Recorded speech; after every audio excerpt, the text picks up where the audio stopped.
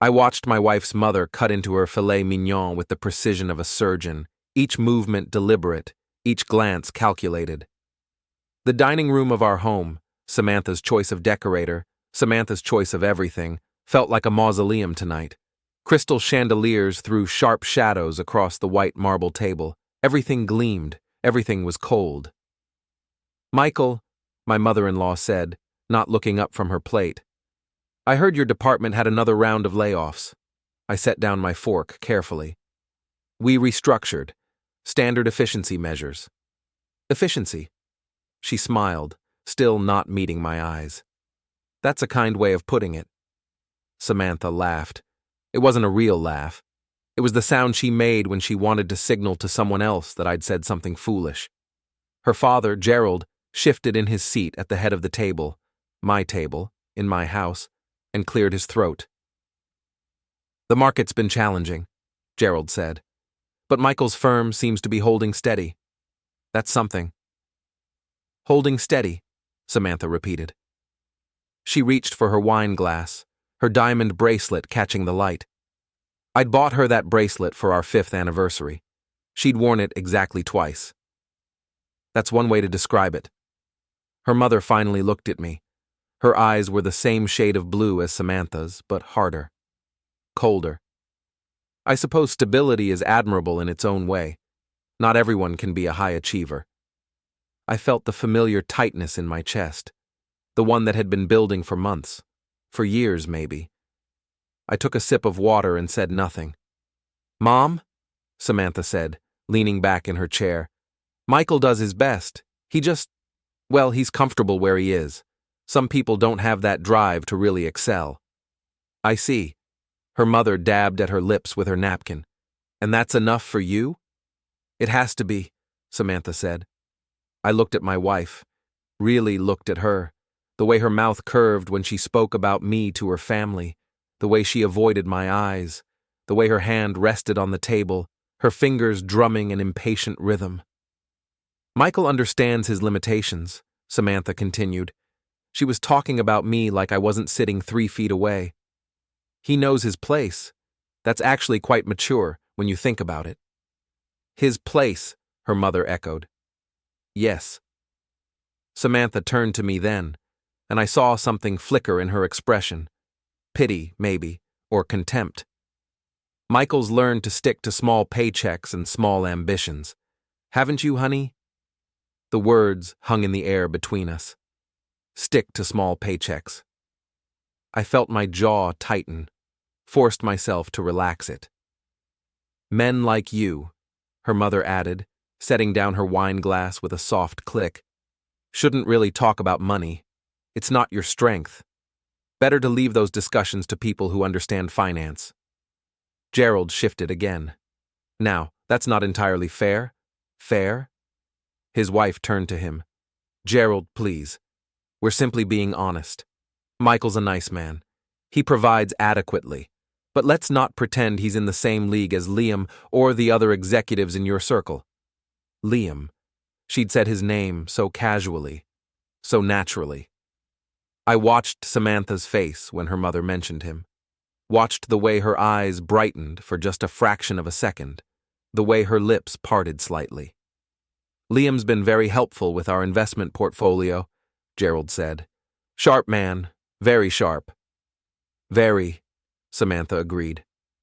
I picked up my fork again, cut a piece of the salmon on my plate, chewed slowly, counted to 10 in my head. The conversation moved on. They talked about their upcoming trip to the vineyard, about the charity gala next month, about everything except me, even though I was still sitting right there. I'd become furniture in my own home, a fixture, something to be worked around. My phone buzzed in my pocket. I ignored it. Samantha's mother launched into a story about her tennis instructor. Samantha laughed at all the right moments. Gerald nodded along, finishing his 3rd glass of wine. I ate my dinner in silence. The phone buzzed again. I excused myself quietly. No one acknowledged me leaving the table. The hallway outside the dining room was dark. I pulled out my phone and saw 2 texts from Richard, my portfolio manager. My actual portfolio manager, not the one Samantha thought I had. Not the one she'd been told about when we got married, when she thought she understood exactly how much money I was worth. The first text read, "Call me, urgent." The second, "Ready to move their 270-meter holdings out of your family's trust, or should I let them keep talking?" I stared at the screen, read it again, then once more.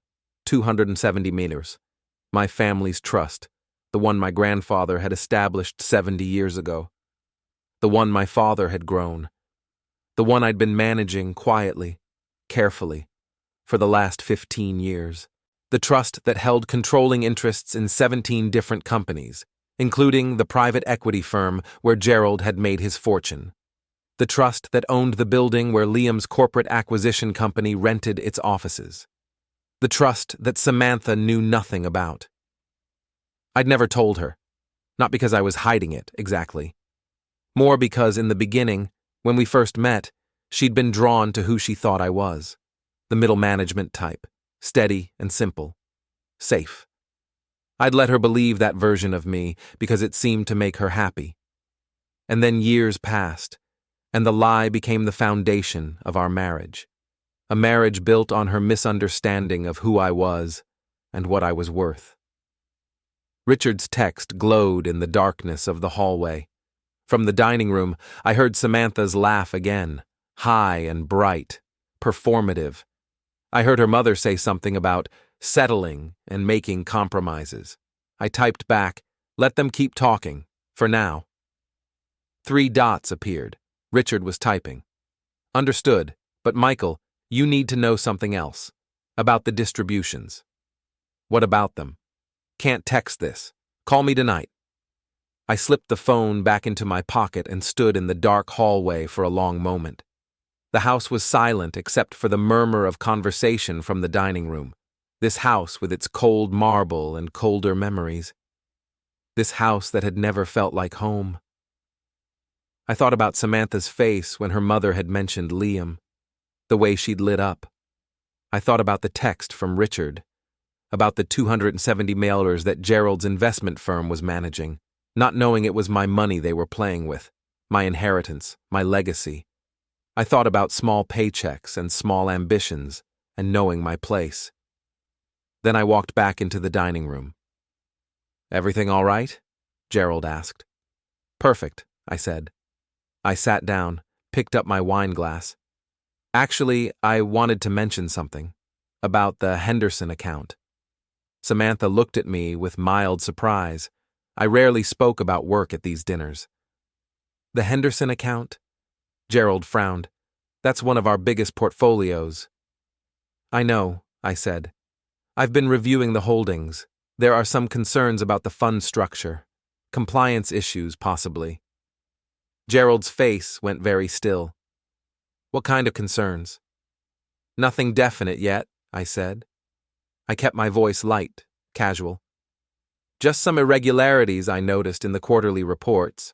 Probably nothing, but you know how the SEC can be." "The SEC?" Samantha's mother set down her fork. "Gerald, you didn't mention any problems." "There are no problems," Gerald said quickly. Too quickly.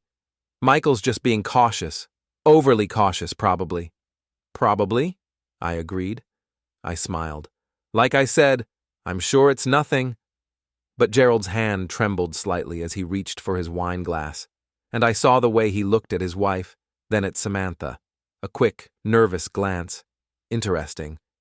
"Well," Samantha said, forcing brightness back into her voice, "I'm sure if there were any real issues, Liam would have caught them. He reviews all the major accounts." "I'm sure he does," I said. Another look passed between Samantha and her mother. Quick, meaningful. "Liam's very thorough," Samantha added. "He's brilliant at what he does." "I've heard that," I said. The rest of the dinner passed in relative silence. The easy conversation from earlier had evaporated. Gerald kept drinking. Samantha's mother kept watching me with a new expression on her face, something between curiosity and suspicion. Samantha herself seemed distracted, checking her phone twice under the table. They left around 9:30. Perfunctory goodbyes. Samantha walked them to the door while I cleared the table. I heard them talking in low voices in the foyer. Couldn't make out the words, but I heard the tone. Concerned, worried, good. When Samantha came back to the dining room, I was loading the dishwasher. "That was uncalled for," she said. I didn't look up. What was? Bringing up the Henderson account, worrying my parents like that. I just mentioned some irregularities I noticed. If there's nothing wrong, then there's nothing to worry about. There's nothing wrong. She crossed her arms. And even if there were, it's not your place to discuss it at a family dinner. My place, I repeated. You know what I mean. I closed the dishwasher and turned to face her. Do I? She looked at me for a long moment. What's gotten into you tonight? Nothing, I said. I'm just being myself. Well, it's not a good look. She turned away. I'm going to bed. I have an early meeting tomorrow. With Liam? She stopped, didn't turn around. With several people, it's a budget review. Of course, I said. She walked out. I heard her heels clicking on the marble floor, then the sound of her climbing the stairs. A minute later, a door closed upstairs. I stood alone in the kitchen of our cold, expensive house and pulled out my phone. Richard answered on the first ring. Tell me everything, I said. While you're here, hit the hype button. Don't forget to subscribe and support this channel with a like. And tell us below, have you ever faced something like this? Richard's voice came through the phone low and careful. Are you somewhere private? I walked through the house to my study, the one room Samantha never entered. She called it my man cave, with a tone that made it clear how little she thought of it. Leather chairs, dark wood, books I actually read. I locked the door behind me. I'm alone. Talk to me. The distributions from the Henderson account, Richard said. I've been tracking them like you asked. There's a pattern. I sat down behind my desk. Outside the window, the neighborhood was dark and quiet. Perfect lawns, perfect houses, perfect lies. What kind of pattern? Monthly transfers, always the same amount. $47,000. Going to an LLC registered in Delaware. I did some digging. The LLC is owned by a holding company. That holding company has 2 principals listed. I already knew, but I waited. Samantha and Liam Brennan. I closed my eyes, opened them. How long? 2 years, give or take. 2 years, 24 months, over $1 million, siphoned carefully from the accounts her father managed. My accounts, ultimately, though Gerald didn't know that. My money, flowing through his firm into my wife's pockets. There's more, Richard said. Of course there is. The LLC owns a condo, luxury high-rise downtown, 15th floor corner unit, purchased 18 months ago, $2.3 million. I pulled the property records. They're both on the deed. I thought about all the late nights Samantha had spent at the office, all the weekend conferences she'd attended, all the times she'd come home smelling like expensive cologne that wasn't mine. Are you still there? Richard asked. I'm here.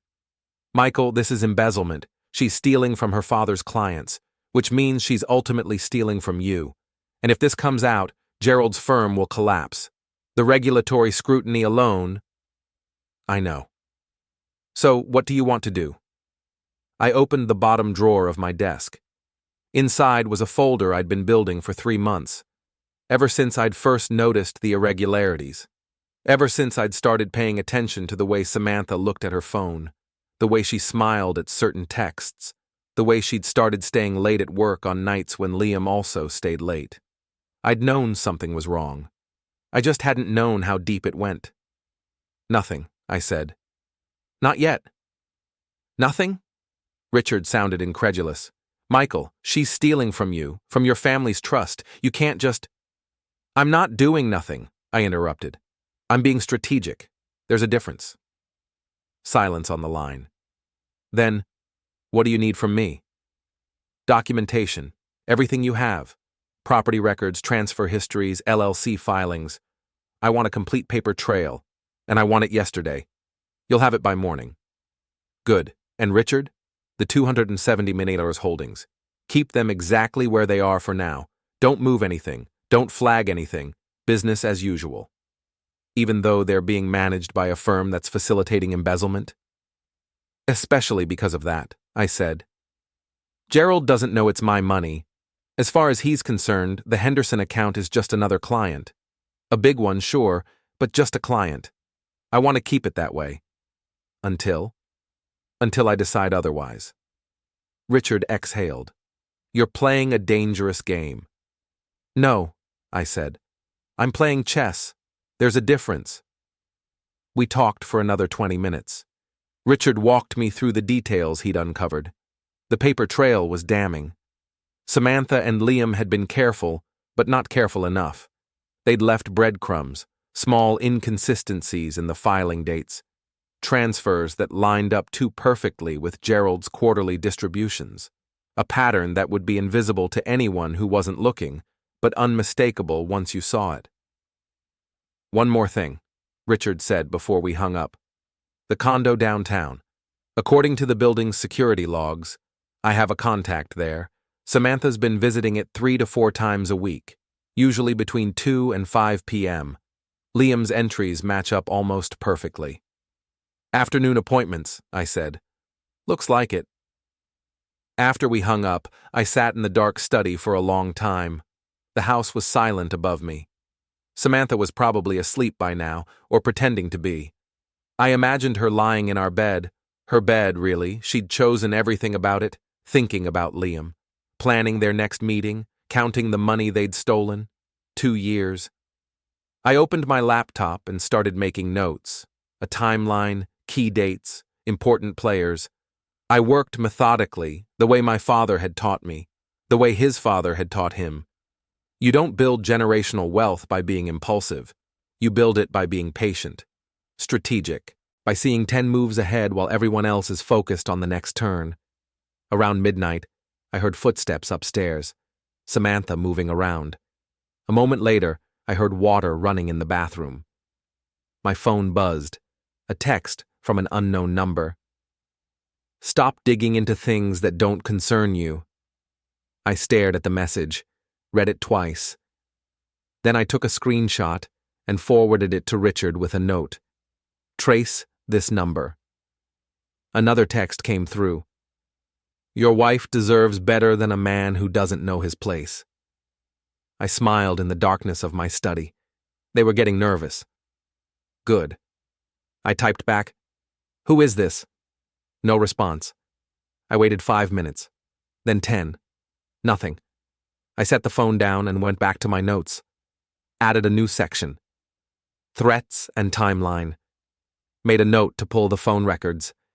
Richard would know how to do it quietly. Around 1 a.m., I finally went upstairs. Samantha was asleep, or pretending to be, curled on her side, facing away from me.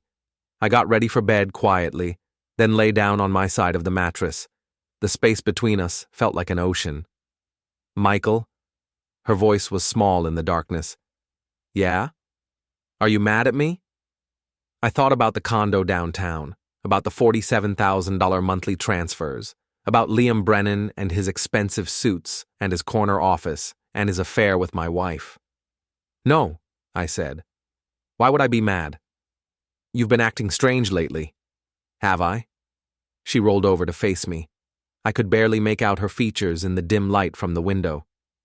You brought up the Henderson account tonight. You never talk about work at dinner. Your father seemed interested. He seemed worried. She paused. Is there really something wrong with the account? I don't know yet, I said, which was true, in a way.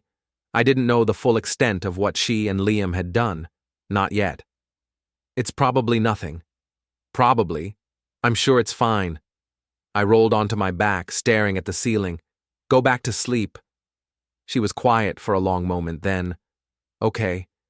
But she didn't go back to sleep. I could tell by her breathing. Shallow, alert. She was thinking, worrying, probably wondering what I'd found, probably planning to call Liam in the morning. Let her wonder. Let her worry. I closed my eyes and thought about my grandfather. He'd built the family trust from nothing. Came to this country with $20 in his pocket and a fire in his belly. Worked factory jobs, saved every penny. Invested in real estate when everyone else thought he was crazy.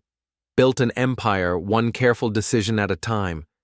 My father had grown that empire. Diversified. Moved into private equity. Tech startups. International holdings. He'd taught me everything he knew. Taught me to be patient. To think 3 steps ahead. To never let emotion cloud judgment. The moment you let them see you're angry, he'd told me once, is the moment you've lost control. I'd never forgotten that. Samantha's breathing finally slowed.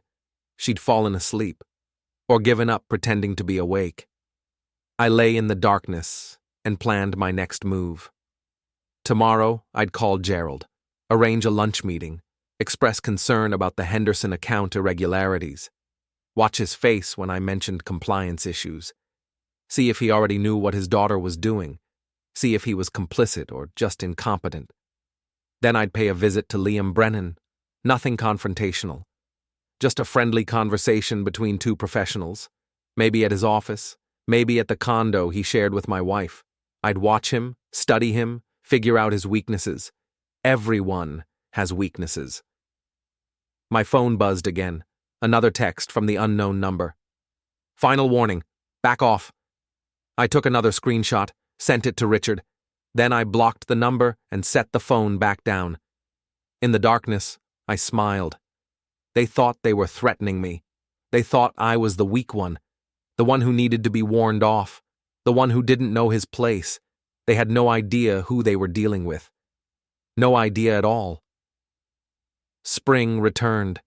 Another cycle complete. The city waking up again. Karen and I moved in together. Her apartment was bigger than mine, better location. It made sense.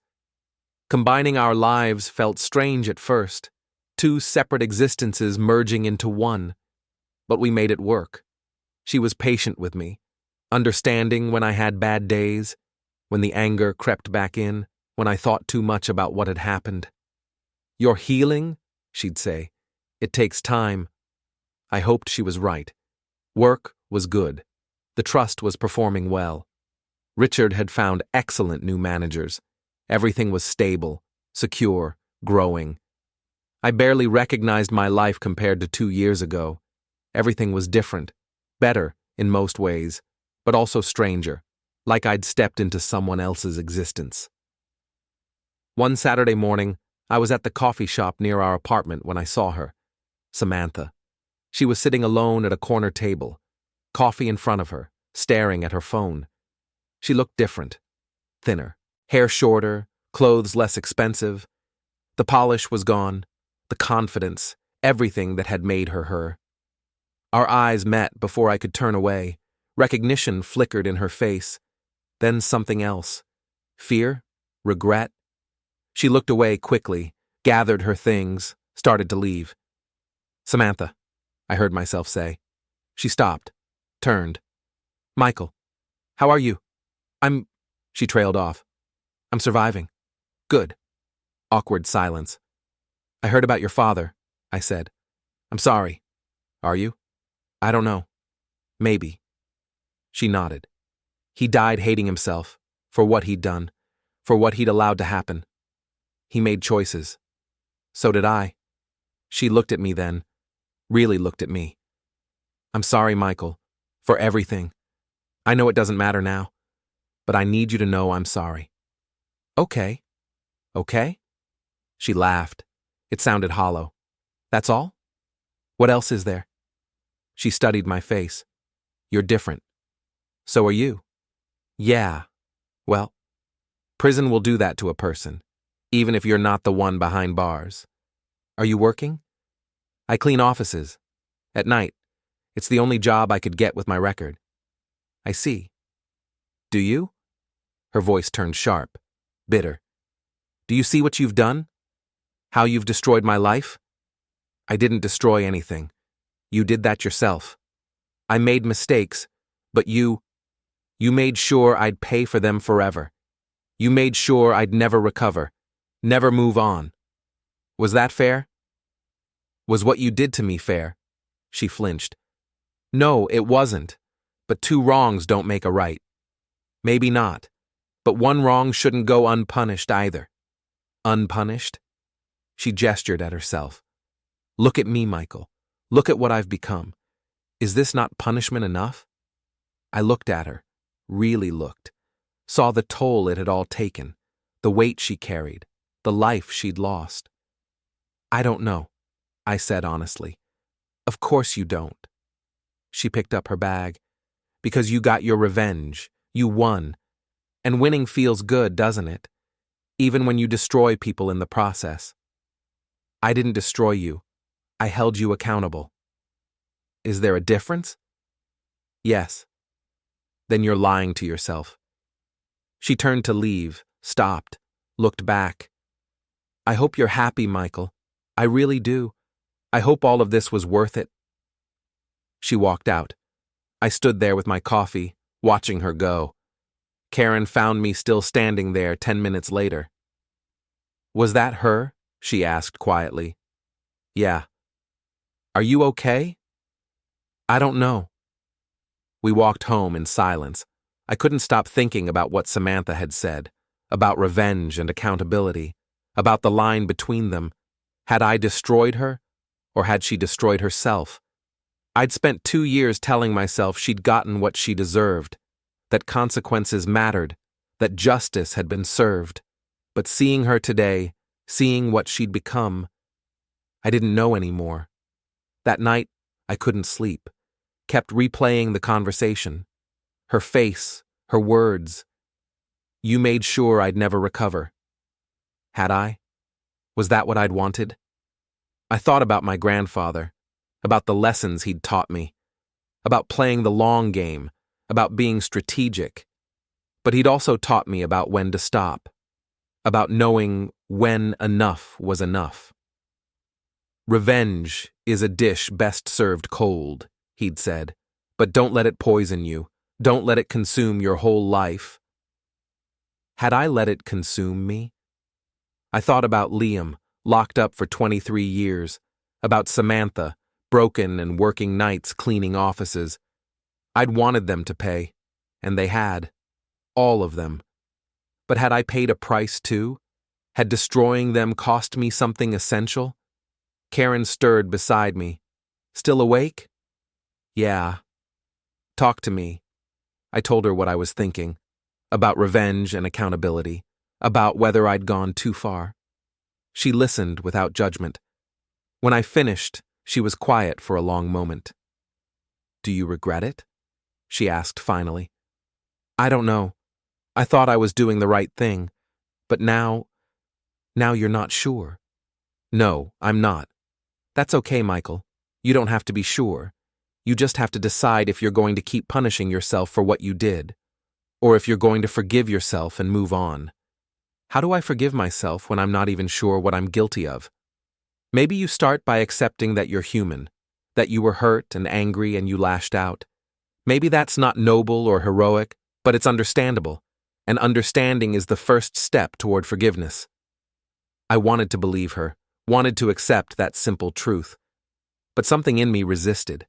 Some part that still felt justified, still felt right. What if I'm not sorry? I asked. What if part of me still thinks they deserved everything they got? Then that's how you feel, and that's okay too. You don't have to be sorry. You just have to decide if holding on to that feeling is helping you or hurting you. Smart woman, always cutting through to the heart of things. I thought about it. About holding on to anger and righteousness, about carrying that weight. It's hurting me, I said finally. Then let it go. How? However you can. Therapy, time, conscious choice, whatever works. What if nothing works? Then you keep trying, until something does. She made it sound possible. I hoped she was right. The next day I called a therapist, made an appointment. Started talking through everything that had happened. It helped. Not immediately, but gradually, slowly. Understanding came in pieces, insights that accumulated over months. Yes, I'd been wronged. Yes, I'd been justified in seeking accountability, but I'd also let anger drive me, had taken satisfaction in their suffering, had pushed harder and further than maybe I needed to. The truth was complicated, messy, not the clean narrative of justice I'd told myself. I'd been both victim and aggressor, both righteous and vengeful, and learning to live with that complexity was harder than anything else. 2 years after everything ended, I was finally starting to feel something like peace. Richard called one morning. "Liam's asking for a visitor." "What?" "He put in a request, wants to see you." "Why?" "Didn't say, but he's been denied parole twice now.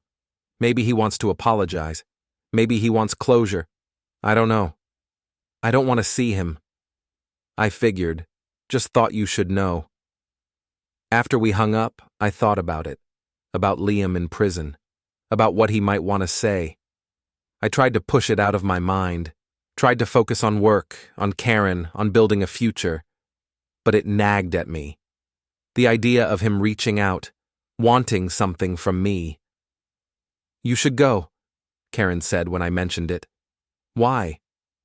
"Because not going means he still has power over you. Going means you're choosing to face him, to close that chapter." "I don't need closure." "Don't you?" I thought about it, about all the anger I'd carried, all the weight. Maybe she was right. Maybe facing him one last time would help me finally let go. I arranged a visit for the following week. The prison was upstate. Gray concrete, chain-link fences, guard towers, everything designed to crush hope. Liam looked different. Prison had aged him, thinned him. The expensive suit and perfect hair were gone. Now he was just another inmate in orange scrubs. We sat across from each other in the visiting room, phone receivers between us, glass separating us. "You came," he said. "You asked." "I wasn't sure you would." "Neither was I." He studied me through the glass. "You look good. Happy." "I am." "Good. That's good." Silence stretched between us. "Why did you want to see me?" I asked. "I wanted to apologize." "For what? Stealing from me? Sleeping with my wife? Destroying my life?" "For all of it." He looked down at his hands. I was arrogant. Thought I was smarter than everyone. Thought I deserved more than I had. And I used people to get it. "Yes, you did. I used Samantha, used Gerald, used Derek, used everyone. And now you're in prison." "Yes, and I'll die here. They denied my parole again last month.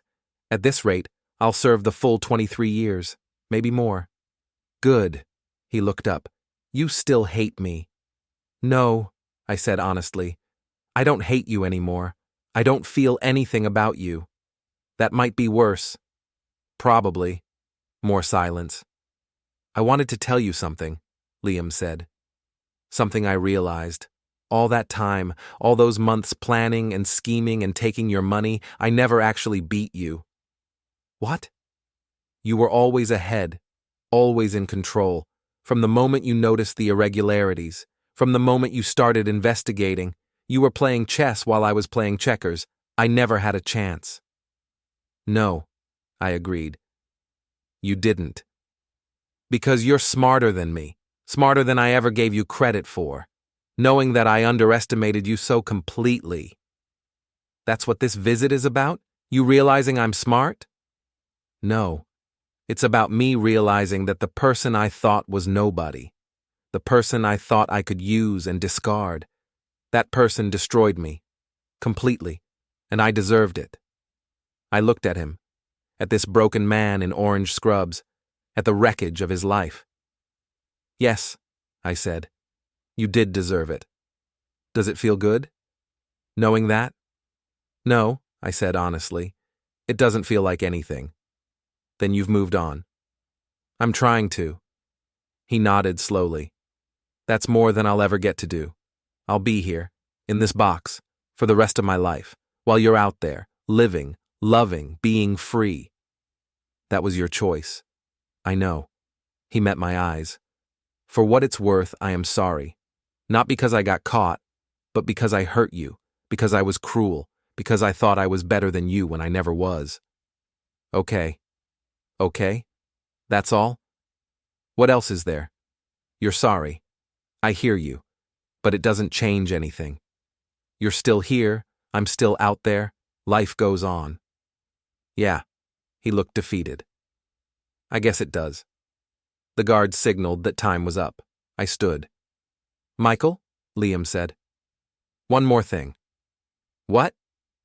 Samantha. She writes me sometimes. Did you know that? No. She's doing better. Found a better job. Working as a bookkeeper now. Small firm, nothing glamorous, but it's something. Good for her. She asks about you, in her letters, wants to know if I've heard anything, if you're happy. Tell her yes. Tell her I'm happy. Tell her I'm exactly where I'm supposed to be. I will. I walked out, through the security checks, through the gates, back to my car, drove away from that gray building and never looked back. On the drive home, I thought about what Liam had said, about being ahead, about playing chess. He was right. I had been in control. From the moment I'd started investigating, maybe even before that. But control had come at a cost. Years of anger, of planning revenge, of living in the shadow of their betrayal. Was it worth it? I still didn't know. But I knew I was done. Finally, truly done. I got home as the sun was setting. Karen was making dinner. Something smelled good. How was it? She asked. He apologized. Did you accept? I acknowledged it. That's different. She kissed me. You're a complicated man, Michael. Is that a bad thing? No, it's honest. I like honest. We ate dinner, talked about our days, made plans for the weekend, normal things, simple things. Later that night, I found myself in what had become my new study, smaller than the old one, but it felt more mine. I pulled out the folder Richard had compiled all those years ago, the evidence, the documentation, the paper trail of everything that had happened. I'd kept it, couldn't bring myself to destroy it. It felt like proof, like validation that I'd been right. But looking at it now, it just felt heavy. I carried it to the fireplace. Karen watched from the doorway. Are you sure? She asked. Yeah, I'm sure. I fed the pages into the flames, one by one, watched them curl and blacken and turn to ash. All the evidence, all the proof, all the validation, gone. When the folder was empty, I sat back and watched the fire burn. How do you feel? Karen asked. Lighter. Good. She sat beside me. We watched the flames together. Do you think you'll ever really be past it? She asked. I don't know. Maybe you're never really past something like this. Maybe you just learn to carry it better. Maybe. But I'm trying. Really trying. And that's something. It's everything, she corrected. Maybe she was right. The fire burned down to embers, the last of the papers consumed. I thought about my grandfather one more time, about his lessons, about patience and strategy and the long game, but also about knowing when to stop, about not letting revenge consume you.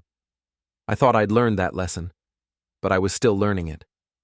Would probably be learning it for the rest of my life. Ready for bed? Karen asked. Yeah, I'm ready. We turned off the lights, locked the doors, went upstairs to our bedroom, to our life, the one I'd fought so hard to reclaim. As I lay in the dark, I thought about Samantha one last time, about Liam, about Gerald, about everyone who'd been caught in the blast radius of my revenge. I'd wanted them to pay, and they had, more than I'd even imagined. But had it been worth it? Had justice been served? Or had I just perpetuated a cycle of hurt? I still didn't know. Maybe I never would. But I knew I was done looking back, done dwelling, done living in the shadow of what they'd done to me. Tomorrow, I'd wake up and live my life. Not in reaction to them, but for myself. That would have to be enough. It was enough. I reached for Karen's hand in the darkness. She squeezed back. I love you. she murmured sleepily. I love you too. And in that moment, it was true. More true than anything else. More true than revenge or justice or any of it. I closed my eyes and let sleep take me. To wherever came next, whatever that might be. The end of one story. The beginning of another.